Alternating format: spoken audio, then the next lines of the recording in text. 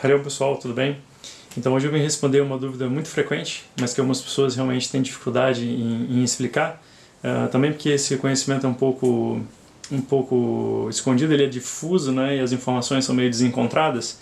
E que a pergunta é: por que 108? Né? Por que o Japa Mala, né, o colarzinho de meditação, tem 108 contas? Por que se repete os mantras 108 vezes? Por que as deidades têm 108 nomes, né, listas de 108 nomes e 1008 nomes? Então, por que desse número 108? E realmente, as informações sobre esse número 108 são um pouco desencontradas.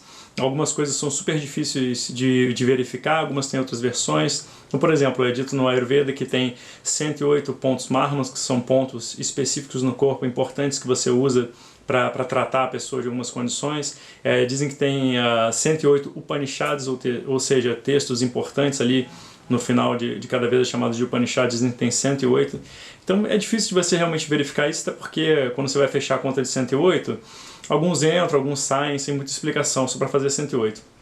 Mas tem duas explicações sobre esse número que são importantes em termos de tradição e que são explicações que trazem alguma coisa interessante para a gente em termos de yoga, né, e do objetivo do yoga, que é o autoconhecimento. Então repara só, os indianos eram ótimos astrônomos e matemáticos. Então, por observações deles e cálculos, eles conseguiram descobrir que o diâmetro do Sol é 108 vezes o diâmetro da Terra, mais ou menos. Devo checar no Google, é mais ou menos por aí mesmo, né? É quase 109, então bem aproximado.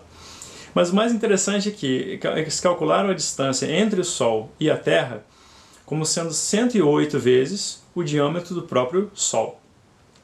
Assim como também a distância entre a Terra e a Lua é 108 vezes o diâmetro da própria Lua.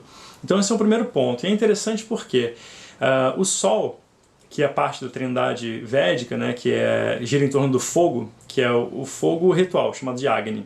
O fogo na atmosfera, que é Indra, né, o relâmpago. E o fogo que está lá no céu, né, além da atmosfera, brilhando lá em cima, esse é o Sol. E o fogo, ele tem assim, importância capital em termos de tradição, porque o fogo ele é luz, né, ele é calor, né, num primeiro nível de interpretação, ele é luz e calor, e ele possibilita realmente a vida que a gente conhece hoje. Então, se tratando do Sol, é ele que possibilita a vida aqui na Terra. Então ele é realmente muito importante. E em termos de luz, é aquele que dissipa as sombras e, portanto, ele simboliza o conhecimento que se opõe às trevas da ignorância.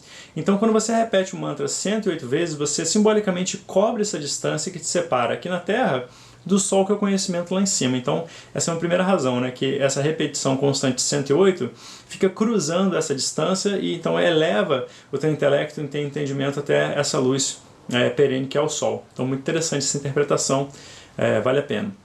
E uma segunda interpretação, que também cruza com informações que a gente de fato tem disponível, é que o sânscrito ele tem 54 caracteres. Então, quando você tem 54 caracteres, né, que formam todas as palavras que existem, eles são então usados, né, nos mantras para equilibrar o lado masculino e o lado feminino, que são como duas faces de uma mesma moeda, né? Não tem duas moedas, tem uma moeda, com o lado masculino e o lado feminino. Esse é o ser humano. Então, quando utilizados assim, no masculino e no feminino, esses 54 caracteres se tornam então 108. Então, mais uma razão, né, na busca pelo equilíbrio, digamos assim, talvez uma visão tântrica, que lida mais com esse lado de Shiva, masculino, e Shakti, feminino, esse número 108 então se torna um número de equilíbrio, né, através dos mantras, que são os próprios caracteres do sânscrito. E assim a gente tem então 108 como boas razões aí para a gente ter esse número como um número sagrado. Algumas razões transcendem essas explicações um pouco mais embasadas na tradição e já vão para um lado de numerologia, né, de que 108, né, 1 mais 8 dá 9, o último número de um dígito só, é um número de passagem, portanto, também pode trazer um significado interessante, mas isso aí já extrapola um pouco o que a tradição está querendo te passar em termos de preto no branco, mas enfim, tudo que puder te trazer um significado bom, né, por que não?